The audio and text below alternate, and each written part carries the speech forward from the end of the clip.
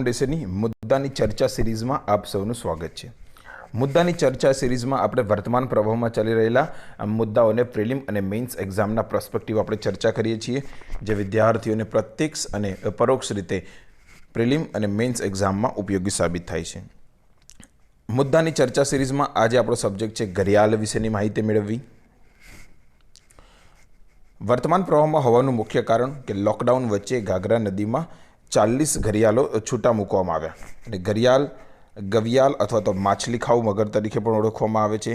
ભારતમાં ગીરવા નદી, ચંબલ નદી, કેન નદી, સોન નદી, મહાનદી, રામગંગા નદી જેવી નદીઓમાં જોવા મળે છે। તે international union for conservation of nature એટલે કે IUCNના રેડ લિસ્ટમાં જટિલ રીતે જોખમમાં મુકાયેલ એટલે કે ક્રિટિકલી ઇન્ડેન્જર્ડ તરીકે સ્થાન ધરાવે છે। IUCN રેડ લિસ્ટ મુશ્કેલીમાં મુકાયેલ વનસ્પતિ અને પ્રાણીઓની પ્રજાતિઓની વૈશ્વિક સંરક્ષણની સ્થિતિ દર્શાવતી વિશ્વની સૌથી વ્યાપક યાદી છે। ઘડિયાળનું નિવાસસ્થાન ઊંચા રેતી કાંઠાવાળી અગ્રણી વહેતી નદીઓ છે, જેનો ઉપયોગ તેઓ માળા બાંધવા માટે કરે છે। એક સમયે પૂર્વમાં ઈરાવદી નદીથી પશ્ચિમમાં સિંધુ નદી સુધી ભારતીય ઉપખંડની તમામ મુખ્ય નદીઓમાં તેઓ વસતા હતા અથવા તો વસવાટ કરતા હતા। તેમનું વિસ્તરણ હવે તેમની અગાઉની પરિસ્થિતિના માત્ર 2% જેટલું જ રહ્યું છે અથવા તો 2% સુધી મર્યાદિત થયું છે। શિકાર ઉપરાંત જે ડેમ બનાવવામાં આવે છે, બેરેજ બનાવવામાં આવે છે, સિંચાઈ નહેરો અને કૃત્રિમ પાળા બાંધવામાં આવે છે, તેનાથી નદીના રહેઠાણમાં ઘટાડો થવાથી તેમની વસ્તીમાં પણ સીધો ઘટાડો જોવા મળે છે। ભારતીય વન્યજીવ અધિનિયમ 1972 અંતર્ગત અનુસૂચિ 1માં સામેલ પ્રજાતિ છે। તેમના માટે પ્રોજેક્ટ મગરની શરૂઆત 1975માં થઈ હતી અને ઘડિયાળ માટે રક્ષિત જે વિસ્તાર છે રાષ્ટ્રીય ચંબલ અભયારણ્ય છે।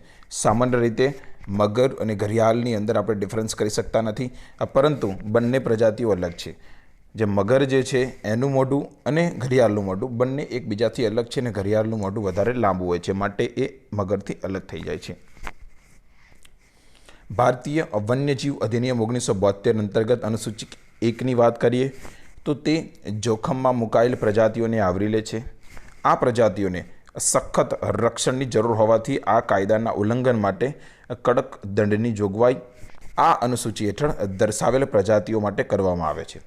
આ અનુસૂચિ હેઠળની પ્રજાતિઓને માનવ જીવનને જોખમ હોય તેવી પરિસ્થિતિ સિવાય શિકાર કરવાની સંપૂર્ણ મનાઈ કરવામાં આવે છે।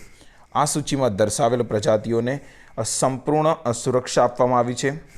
આ પ્રાણીઓનો વેપાર પ્રતિબંધિત છે।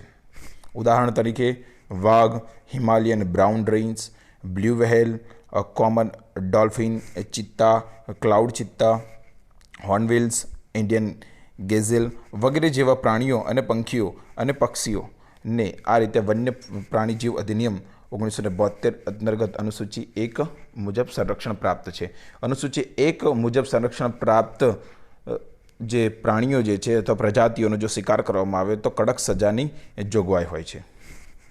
વાત કરીએ હવે આપણે ઘાઘરા નદી વિશેની, તો તે ગંગાની ડાબી બાજુની સહાયક નદી છે અને તે તિબ્બત ક્ષેત્રના મેપચંગોના હિમ નદીઓમાંથી ઉદ્ભવે છે। આ નદી નેપાળમાં કર્નાલીના નામથી જાણીતી છે અને તેની ઉપનદીઓની વાત કરીએ તો તીલા, સેતી અને બેરાની પાણી એકત્રિત કર્યા પછી તે સીસાપાની પાસે પર્વતની બહાર આવે છે। સરદા નદી અને શક્તિ નદી તેની મહત્વપૂર્ણ સહાયક નદીઓ છે। સરદા નદીને કાલી અથવા તો કાલી ગંગા તરીકે ઓળખવામાં આવે છે, જે નદી આખરે છપરા ખાતે ગંગાને મળે તે પહેલાં તે મેદાનમાં જોડાય છે। વાત કરીએ આપણે ઘાઘરા નદીના મેપિંગ વિશેની, તો તમે અહીંયા સ્ક્રીન પર જોઈ શકો છો કે ઘાઘરા નદી જે છે ગંગાની સહાયક નદી છે અને ગંગાને જે મળે છે એ ડાબી બાજુથી મળતી સહાયક નદી છે, જે તમે અહીંયા જોઈ શકો છો, અને તે પટના નજીક ગંગાને મળે છે। તો મેપિંગ વિશેની પણ વાત આપણે અહીંયા મુદ્દાની ચર્ચાની અંદર જેટલી પણ ભૌગોલિક પરિસ્થિતિ સાથે જોડાયેલી જે ન્યૂઝ હશે એ તેના વિશે આપણે મેપિંગ સાથે વાત કરીશું। તો અહીંયા તમે સ્ક્રીન પર મેપ જોઈ શકો છો। Thank you very much.